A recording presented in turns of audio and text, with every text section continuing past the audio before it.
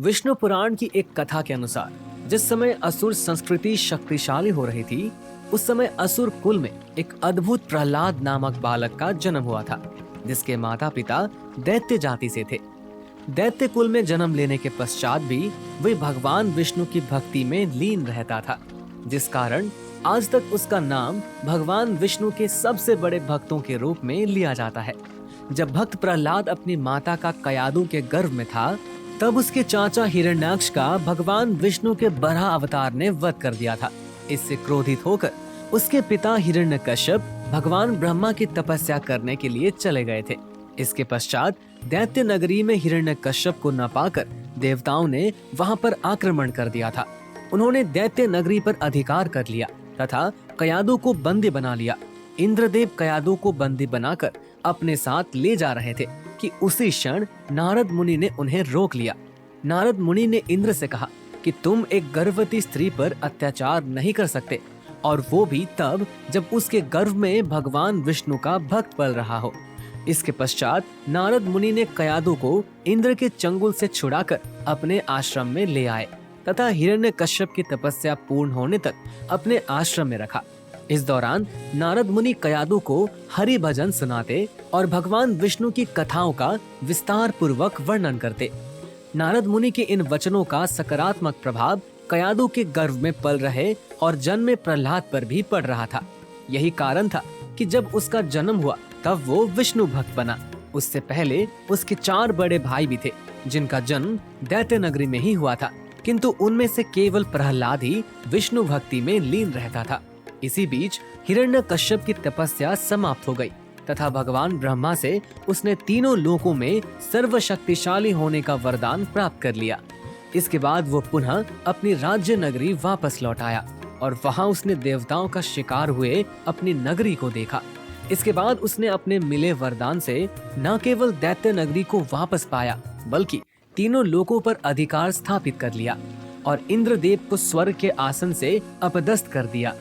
हिरण्यकश्यप की तपस्या समाप्त हो जाने और पुनः अपनी नगरी लौट आने की सूचना मिलने के पश्चात कयादु और भक्त प्रहलाद भी नारद मुनि से आशीर्वाद लेकर पुनः अपनी नगरी लौट गए। हिरण्यकश्यप भगवान ब्रह्मा से मिले वरदान के फल स्वरूप अति शक्तिशाली हो चुके थे। इसी अहंकार में उसने विष्णु को भगवान मानने से मना कर दिया और स्वयं को भगवान की उपाधि दे दी। तीनों लोकों में जो कोई भी विष्णु की पूजा करता, वो उसे मृत्यु दंड दे देता। किंतु जब उसने अपने मन के पुत्र को ही विष्णु भक्ति में लीन देखा, तो क्रोध की अग्नि में जलने लगा। उसने अपने 5 वर्ष के छोटे से पुत्र प्रहलाद को मारने की कई चेष्टा की, लेकिन उसका हर प्रयास विफल सिद्ध हुआ। उसने प्रहलाद को पागल हाथियों के सामने फिकवा दिया ताकि वे उनके पैरों के नीचे कुचल के मारा जाए। सांपों से भरे कुएं में फेंक दिया, ऊपर पर्वत की चोटी से नीचे खाई में फेंक दिया, बेड़ियां बांधकर समंदर में फिकवा दिया।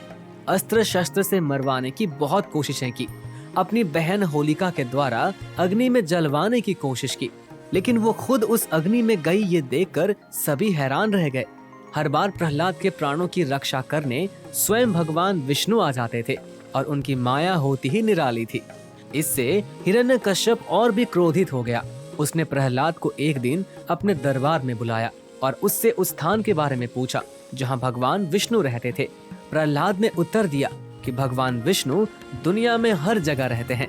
हिरण्यकश्यप ने उसे अपने दरबार में एक स्तंभ दिखाया और पूछा कि क्या इस स्तंभ में भी तुम्हारे भगवान विष्णु हैं? प्रहलाद ने हाँ में उत्तर दिया। हिरण्यकश्यपु ने उठकर अपने गदा से उस स्तंभ को तोड़ने का प्रयास किया। जैसे ही वह स्तंभ टूटा, वहाँ भगवान नरसिंह प्रकट हुए। नरसिंह भगवान विष्णु के अवतार थे, जो नृसिंह अवतार कहलाया। वो हिरण्यकश्यप को दरबार के द्वार पर ले गए और उसे अपनी गोद में बिठा लिया और अपने नुकीले नाखूनों से उसे मार डाला। भगवान नरसिंह आधे शेर और आधे इंसान थे। उनका ऊपरी शरीर शेर का था, जबकि निचला शरीर इंसान का था। तो वो न तो जानवर थे और न ही इंसान। हिरण्यकश्यप को न तो घर के अंदर मारा जा सकता था और न ही बाहर। वो उस समय मारा जा सकता था जब सूर्य ठीक से अस्त नहीं हुआ था और दिन का उजाला अभी भी दिखाई नहीं दे रहा था। ब्रह्मा जी द्वारा हिरण्यकश्यपु को दिए गए वरदान के अनुसार ये ऐसी शर्तें थी जिनके तहत हिरण्यकश्यपु का वध किया जा सकता था। इस तरह भगवान विष्णु या भगवान नरसिंह ने हिरण्यकश्यप को मारने के लिए सभी शर्तों को पूरा किया और अपने भक्त प्रहलाद को बचा लिया। इसके पश्चात भगवान नृसिंह के क्रोध को भक्त प्रहलाद ने शांत करवाया। भगवान नृसिंह ने भी अपने नन्हे से भक्त प्रहलाद को बहुत स्नेह दिया तथा उसे अपने पिता के राज सिंहासन पर स्थान दिया। प्रहलाद की विष्णु भक्ति से प्रसन्न होकर भगवान विष्णु ने उसे तीनों लोकों का राज प्रदान किया। इसके पश्चात भगवान नृसिंह पुनः भगवान विष्णु में समाहित हो गए। अपने पिता के मृत्यु के पश्चात प्रहलाद तीनों लोकों का राजा बन गया। दैत्य लोक से होते हुए भी उसने अहिंसा तथा धर्म का मार्ग अपनाया तथा सभी की रक्षा की। उसके राज्य में सभी प्रजा कुशल मंगल से रह रहे थे। वो प्रतिदिन ब्राह्मणों को दान करता था तथा बिना अस्त्र उठाए सभी पर विजय प्राप्त कर लेता था। प्रहलाद के स्वभाव के कारण वो देवता तथा दानवों दोनों में प्रिय हो गया था।